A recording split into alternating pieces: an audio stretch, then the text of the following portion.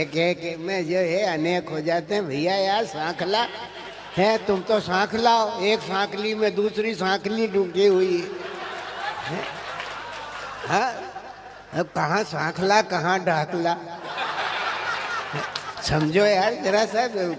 इतना परिश्रम मत कर रहा हो कि शंकर का धनुष यही तोड़ दे है। फिर राम जी क्या करेंगे है?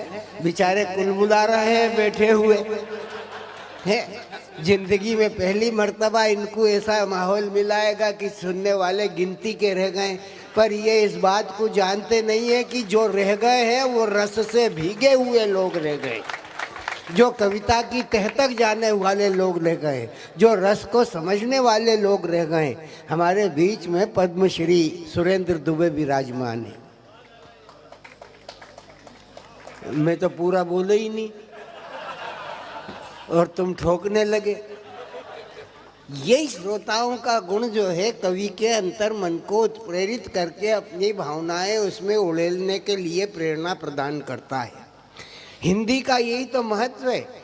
अगर अटल बिहारी वाजपेयी खड़े होकर के राष्ट्र संघ में इस बात का उद्घोष करते हैं तो हिंदी का गौरव बढ़ता है। तब हिंदी के मंच से खड़ा होकर के कवि कहता है कि अटल आत्मविश्वास हिमालय, अटल आत्मविश्वास हिमालय, हिंदी गंगा धारा है, राष्ट्र संघ में अटल बिहारी ने ये वचन उच्चारा है।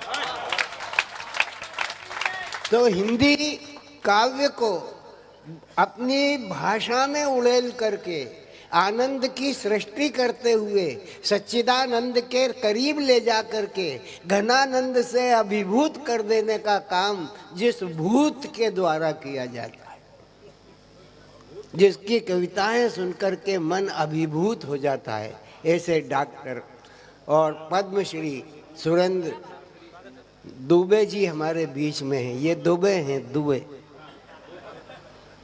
इनसे पूछा कि तुम दुबे क्यों हो, तो ये बोले कि हमारे एक पिताजी थे, एक माताजी थे, उन दोनों के मिलने से हम पैदा हुए, इसलिए दुबे।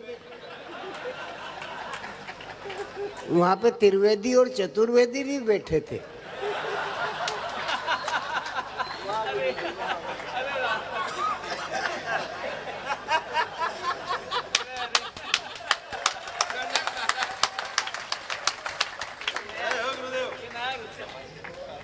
तो त्रिवेदी चतुर्वेदी से बोले कि यार त्रिवेदी जी, बोले हाँ बोलो चतुर्वेदी जी। बोले यही प्रश्न अपने से किया तो अपन क्या जवाब देंगे, तो निकल लो। अब वो निकले वहां से तो रास्ते में मिश्रा जी मिल गए।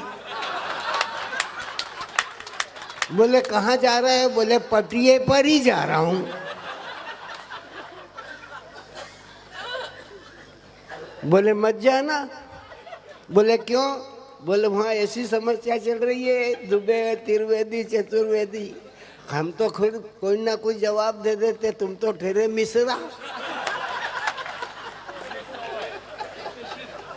तो तुम क्या जवाब दोगे। इतनी देर उनकी वार्ता हो ही रही थी कि पांडे आ गए। पांडे ने पूछा कहाँ गए हनु, होली के डांडे। आ गए पांडे। पांडे ने कहा क्या है, बोले ये बात है। बोले चलो हम जवाब देते हैं। बोले क्या, बोले ये दुबे हैं, इनके पिता ने 2 वेद पढ़े थे इसलिए ये दुबे हैं।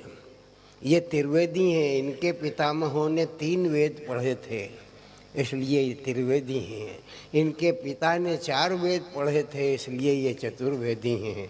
और सारे के सारे वेदों को घोल करके जो पी गए हैं वो पांडे हैं।